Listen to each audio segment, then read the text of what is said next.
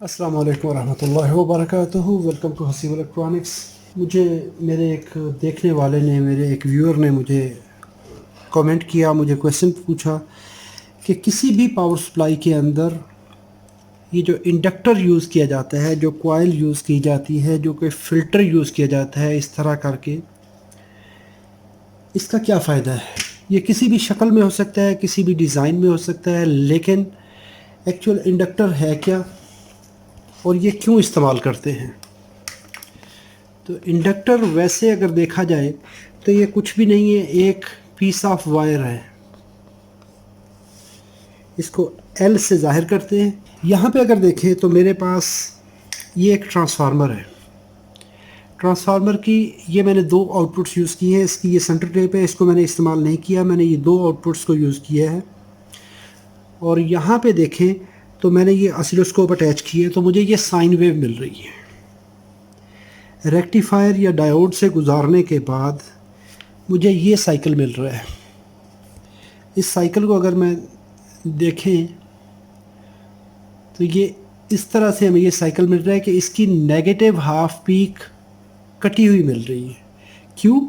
कि डायोड एक डायरेक्शन में आपको वोल्टेज देता है और सेकंड डायरेक्शन में वोल्टेज आपको नहीं मिलते।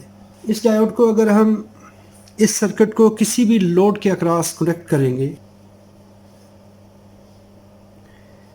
यहाँ पे ये मैंने डायोड लगाया। इसको लगाने के बाद यहाँ पे मैं एक रजिस्टर कनेक्ट करता हूँ जिसको हम लोड रजिस्टर कहते हैं। ये आरएल कोई भी चीज़ हो सकती है, कोई भी कंपोनेंट है, कोई भी सर्किट है। तो यहाँ पे इस जगह पे मुझे जो वोल्टेज मिल रहे हैं, यहाँ पे मैंने ऑसिलोस्कोप कनेक्ट की है तो मुझे वोल्टेज मिल रहे हैं ये वाले। ये जो ऊपर हमें साइन वेव मिल रही है ये वाली। अच्छा, डायोड से गुजारने के बाद इस जगह पे जो वोल्टेज मिलेंगे वो मिल रहे हैं हमें, ये हाफ पीक मिली। नेगेटिव हाफ पे डायोड रिवर्स बायस हो गया, इसने वो पीस काट दिया।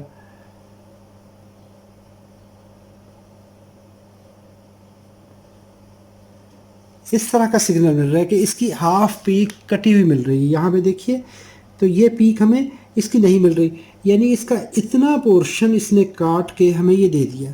अगर इस डायोड को हम रिवर्स लगा देंगे, उल्टा कर देंगे, तो हमें पॉजिटिव हाफ पीक कट मिलेगी और नेगेटिव हाफ पीक हमें रिसीव होना शुरू हो जाएगी। अभी हम देखते हैं कि ये वोल्टेज किसी भी लोड को प्रॉपर ड्राइव करने के लिए काफ़ी नहीं है। क्यों काफ़ी नहीं है? कि इसका ये जो लेवल है इस सर्किट को, अगर ये 60 हर्ट्ज़ है तो 60 हर्ट्ज़ में 30 हाफ पीक्स मिलेंगी और 30 हाफ पीक्स जो है इसका हाफ पोर्शन जो है वो नहीं मिलेगा। अगर इसकी फ्रिक्वेंसी 60 हर्ट्ज़ है तो 60 हर्ट्ज़ में यहाँ पे जो हमें ड्राइव है वो नहीं मिलेगी, क्योंकि ब्रिज हाफ रेक्टिफायर की आउटपुट जो है वो उसकी एफिशिएंसी 40% होती है। तो यहाँ पे हमें इसकी आउटपुट नहीं मिलेगी, तो इस लोड को प्रॉपर वोल्टेज नहीं मिलेंगे, इसको कट होते हुए वोल्टेज मिल रहे हैं। उसके लिए क्या किया जाता है कि फ़िल्टर सर्किट लगाए जाते हैं। सबसे पहले मैं लोड कनेक्ट करता हूँ। ये देखिए मैंने ये लोड पर ये कनेक्ट कर दिया मैंने। अभी इसका रिस्पांस देखते हैं। ये है कंडीशन लोड से पहले और ये है डायोड के बाद। यानी डायोड के बाद लोड पे वोल्टेज जो हमें मिल रहे हैं, ये जो सेकंड प्रॉब है ये मैंने लोड पे लगाई हुई, तो लोड पे हमें ये वोल्टेज मिल रहे हैं। उसके लिए क्या किया जाता है कि एक पहला स्टेप क्या किया जाता है, डायोड के फ़ौरन बाद एक कैपेसिटर अटैच किया जाता है। कैपेसिटर कैसे अटैच करेंगे? बार वाली साइड इसके ग्राउंड पे लगाएंगे। ये हमने कनेक्ट कर दिया ग्राउंड पे, ये मैंने कैपेसिटर कनेक्ट कर दिया और इसके अक्रॉस अभी हम लोड कनेक्ट करते हैं। ये मैंने क्या किया कि लोड रजिस्टर को इन दोनों के दरमियान में हमने प्रॉब ए हो गई और ये प्रॉब बी हो गई। अभी क्या किया, इस जगह पे हमने क्या किया, एक कैपेसिटर कनेक्ट कर दिया। जब कैपेसिटर कनेक्ट किया तो कैपेसिटर के बगैर, विदाउट कैपेसिटर ये वोल्टेज थे, अभी विद कैपेसिटर हमें वोल्टेज मिलना शुरू हो गए, ये वाले, ये देखें। तो अभी इसकी शक्ल चेंज हो गई, इस सिग्नल की शेप जो है वो चेंज हो गई। कैसी हो गई, यहाँ पे ये कैपेसिटर चार्ज हुआ, उसके बाद ये डिस्चार्ज होना शुरू हो गया, फिर ये चार्ज हुआ, फिर डिस्चार्ज होना शुरू हो गया, फिर चार्ज हुआ, डिस्चार्ज होना शुरू हो गया। इस तरह की शक्ल बन गई। पहले ये था कि जितने हाफ पोर्शन में ये ड्राइव हो रहा था, अभी अगर मैं उसको मज़ीद क्लियर करूं, ये है हमारी एक्चुअल कंडीशन जो कि ब्रिज के बगैर है, सॉरी कैपेसिटर के बगैर है। जब कैपेसिटर लगाया तो कैपेसिटर चार्ज हुआ, चार्ज होने में उसने थोड़ा सा टाइम ऐसे लिया, जो यकदम राइज था उसने वो कम कर दिया, और उसके बाद क्या हुआ कि कैपेसिटर डिस्चार्ज होना शुरू हो गया, यहाँ ऐसे हो गया। फिर कैपेसिटर चार्ज होना शुरू हुआ, जब फुल चार्ज हो गया, पीक माइनस होना शुरू हो गई, तो ये डिस्चार्ज होना शुरू हो गया, फिर चार्ज हुआ, डिस्चार्ज होना शुरू हो गया। इस तरह करके इसने अपना लेवल चेंज करना शुरू कर दिया। अभी इतने पीक में जब ये ऑफ हो रहा था, जब पीक कट मिल रही थी, उसमें ये कैपेसिटर हमें सपोर्ट करना शुरू कर दिया। इसने कुछ ना कुछ लेवल मेंटेन होना शुरू हो गया। इस प्रॉब्लम को ख़त्म करने के लिए एक LC फ़िल्टर लगाया जाता है। LC फ़िल्टर कैसे लगाएंगे, यहाँ पे इस जगह पे हम क्या करेंगे, ये हमने कनेक्ट किया, इस जगह पे हम एक कैपेसिटर और अटैच कर देंगे। इसको कहा जाता है LC फ़िल्टर, LC। ये भी C है, ये डायोड है। तो ये जो कैपेसिटर बना, हमने ये जो लगा दिया LC फ़िल्टर, इसका भी फंक्शन देखते हैं। अगर हम इंडक्टर की शॉर्ट सी थ्योरी में बहुत ज़्यादा तफसील में नहीं जाता, इंडक्टर या इंडक्टेंस के लिए इसको सिलेक्ट करने पे हमें कुछ चीज़ों का ख़ास ख्याल रखना पड़ता है। वो है फ्रीक्वेंसी क्या है, फ्रीक्वेंसी क्या है, प्लस आगे लोड करंट कितना चाहिए। ये मुख्तलिफ पैरामीटर्स हैं इसको डिज़ाइन करने के लिए। लेकिन मैं शॉर्टली बिल्कुल सादा अल्फाज में बताऊंगा। इंडक्टर जब लगाते हैं तो इंडक्टर क्या है कि AC के लिए एक रेजिस्टेंस है।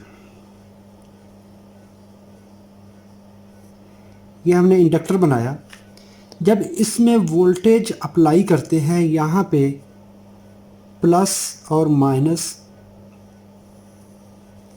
इसका रूल यह है कि जब वोल्टेज अप्लाई करेंगे तो इससे करंट फ्लो करेगी। जब किसी भी इंडक्टर में करंट फ्लो करती है तो इसके अक्रॉस मैग्नेटिक फील्ड बनता है, मकनातीसी लहरें बनती हैं, ऐसे इलेक्ट्रोमैग्नेटिक फ्लक्स जनरेट होगा। जब ये जनरेट हो रहा होता है तो उस वक्त ये इंडक्टिव रिएक्टेंस पेश करता है इस करंट के फ़्लो में। जो AC में चेंज हो रही करंट होती है उसके अंदर क्या करता है, रुकावट पेश करता है। जब यहाँ से इसमें वोल्टेज बढ़ रहे होते हैं तो जो बढ़ने की वजह से इस लेवल को क्या करेगा, रेजिस्टेंस पेश करेगा, तो करंट को बहुत ज़्यादा वोल्टेज लेवल को ऊपर नहीं जाने देगा। क्यों कि उस वक्त इसके अंदर इलेक्ट्रोमैग्नेटिक वेव्स जो है, फ्लक्स जो है, वो एक दूसरे को कट कर रही होती हैं और रेजिस्टेंस पेश करती हैं। उसकी मिकदार क्या है, इंडक्टिव रिएक्टेंस जो है वो इसकी कॉइल के और फ्रीक्वेंसी के इक्वल होती है। उसको कैलकुलेट किया जाता है उन दो चीज़ों से, XL। अच्छा, जब ये मैग्नेटिक फील्ड बन गया और उसके बाद जब ये नेगेटिव हाफ पीक आएगी, यहाँ पे वोल्टेज कट मिलेंगे, तो वोल्टेज यहाँ पे सिफर हो जाएंगे। उस वक्त जो मैग्नेटिक फील्ड बना हुआ था वो क्या करेगा, कोलैप्स करेगा, क्योंकि इलेक्ट्रोमैग्नेटिक जो इलेक्ट्रिकल करंट है वो कट हो गई। क्यों कि डायोड ने रिवर्स बायस होने की वजह से वोल्टेज देना बंद कर दिए, तो जो वेव्स हैं वो कट करेंगी। जब कट करेंगी तो इस इंडक्टर को कट होने की वजह से वोल्टेज जनरेट करना पड़ेंगे। किसी भी इंडक्टर को, किसी भी कॉइल को जब इलेक्ट्रोमैग्नेटिक वेव्स कट करती हैं, फ्लक्स कट करता है, तो वहाँ पे वोल्टेज जनरेट होते हैं। अभी उसको कहा जाता है बैक ईएमएफ।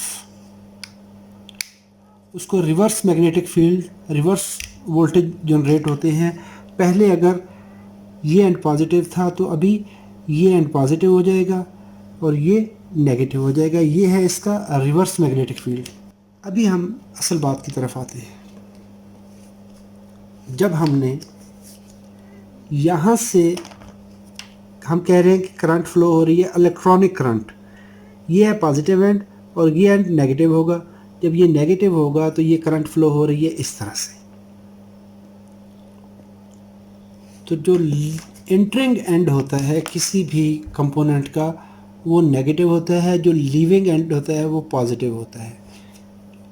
अभी अगर हम देखेंगे तो ये एंड पॉजिटिव है डायोड का, तो पॉजिटिव वोल्टेज यहाँ पे आए तो करंट फ्लो हुई इस तरह से।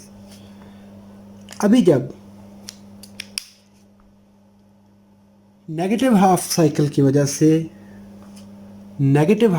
वजह से ये डायोड रिवर्स बायस हो गया, उस वक्त इसका मैग्नेटिक फील्ड इसको कट करेगा। जब कट करेगा तो ये वोल्टेज जनरेट करेगा। जब ये वोल्टेज जनरेट करेगा तो इसके जनरेट होने की वजह से जो हमें न्यू वोल्टेज है वो कैसे मिलेंगे, ये एंड हमारा पॉजिटिव हो जाएगा, ये एंड नेगेटिव हो जाएगा।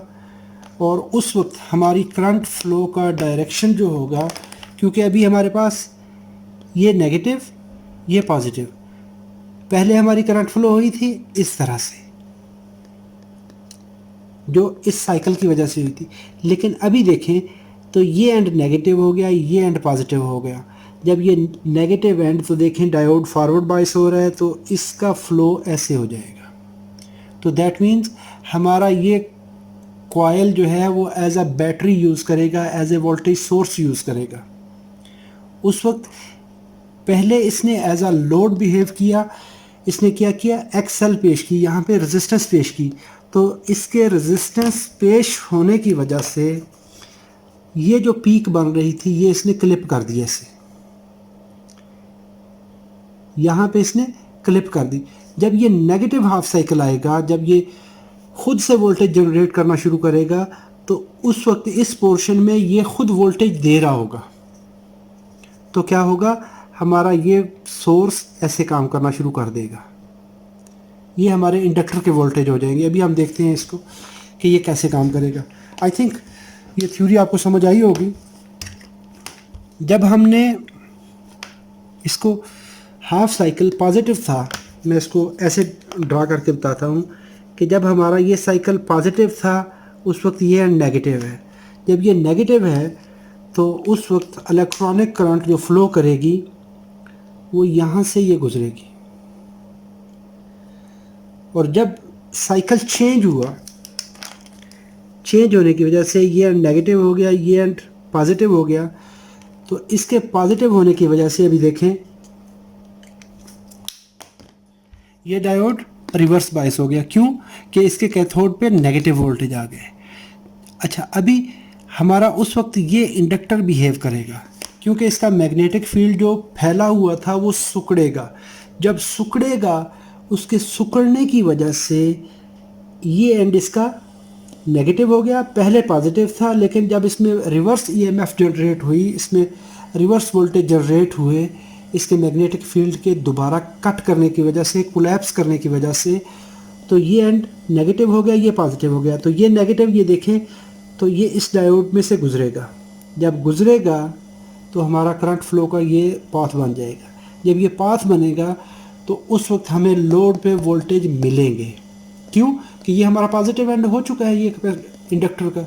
तो क्या होगा कि इस कैपेसिटर पे हमें वोल्टेज स्मूथ मिलेंगे, स्मूथ लाइन होंगे। अभी हम, ये मेरे पास एक कैपेसिटर है और यहाँ पे मैं क्या करूँगा, और इस एंड को दूसरे कैपेसिटर के पॉजिटिव पे लगा देंगे। ये लोड को मैं सेपरेट करता हूँ ताकि हमें लोड बाद में कनेक्ट करेंगे। अभी ये एंड जो है ये हमारा पहले कैपेसिटर के साथ कनेक्ट हो जाएगा, और दोनों कैपेसिटर के जो नेगेटिव एंड हैं वो इकट्ठे हो जाएंगे, और इसी जगह पे हम लोड कनेक्ट कर देंगे।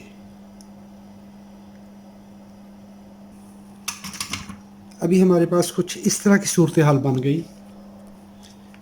अभी देखिए हमारी सर्किट कॉन्फ़िगरेशन कैसे है। यहाँ पे डायोड लगाया, कैथोड, ये हाफ वेव रेक्टिफायर है, तो ये हमने यहाँ पे कनेक्ट कर दिया इस पहले कैपेसिटर के पॉजिटिव टर्मिनल पे, नेगेटिव को ग्राउंड कर दिया। पहले कैपेसिटर और दूसरे कैपेसिटर के दौरान ये हमारा है एलसी फ़िल्टर। पहला फ़िल्टर हमारा है रिपल्स रिमूवल है, जो कि हाफ वेव में यूज़ होता है, और दूसरे में हमने इंडक्टर और कैपेसिटर लगा दिया, और ये हमारा लोड रेजिस्टर है, कोई भी लोड जो हो सकता है हमारा। अभी हम क्या करते हैं कि यहाँ पे ऑसिलोस्कोप को कनेक्ट करते हैं, और अभी देखते हैं कि लोड पे हमें क्या सूरत हाल मिलती है।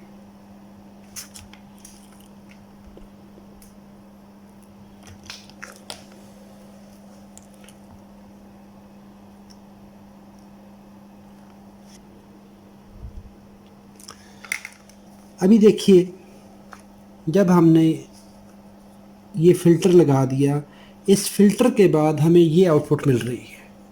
इसका लेवल बहुत स्मूथ हो चुका है, तो हम कहेंगे कि लोड एंड पे अभी हमें जो लेवल मिल रहा है वो तकरीबन डीसी के करीब है। प्योर डीसी नहीं है, लेकिन इसके अंदर पल्सेस हैं, लेकिन जो इंडक्टर से पहले था, जो हालत इंडक्टर से पहले थी वो भी इंडक्टर के बाद नहीं है। इंडक्टर के बाद हमें वोल्टेज स्मूथ मिल रहे हैं।